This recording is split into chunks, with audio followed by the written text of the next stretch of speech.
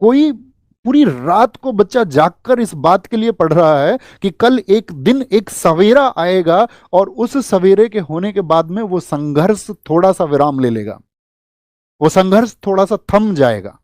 लेकिन जब उसके पास ये खबरें पहुंचती हैं तो उसका विश्वास टूटता है, उसका रातों को जाग कर के जो मेहनत करना था वो एकदम से खत्म हो जाता है और वह इस सिस्टम के सामने हार मान लेता है।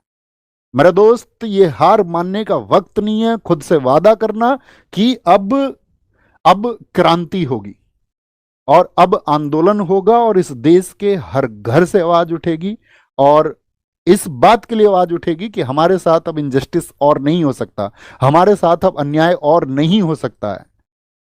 और बस मैं तुमसे इतनी बात कह सकता हूं कि तुम डरना मत, झुकना मत। और क्योंकि अगर हम डर गए ना दोस्त, और अगर हम झुक गए तो इस देश की जो टेढ़ी रीढ़ जिस किसी ने भी की है उसे हम कभी सीधी नहीं कर पाएंगे।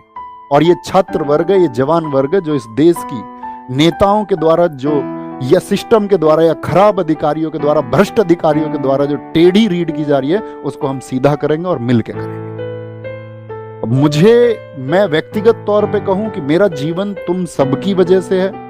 अगर अपना जीवन भी कुर्बान करना पड़ेगा इस व्यवस्था में बदलाव करने के लिए तो हम कर देंगे और बेझिझक कर देंगे, बिना किसी संकोच के, बिना डरे, बिना झुके कर देंगे।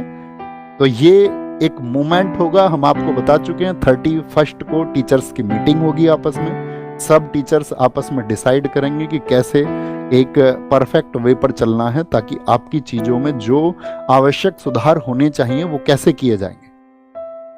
और अगर उन सब चीजों को कंसीडर नहीं किया जाता है तो ये सिर्फ एक प्रोटेस्ट नहीं, ये भविष्य बचाने का आंदोलन होगा, इस प्रशासन को जगाने का आंदोलन होगा और उस हर एक युवा आवाज को संगठित होना होगा जो इस खराब सिस्टम के खिलाफ में लड़ना चाहती है।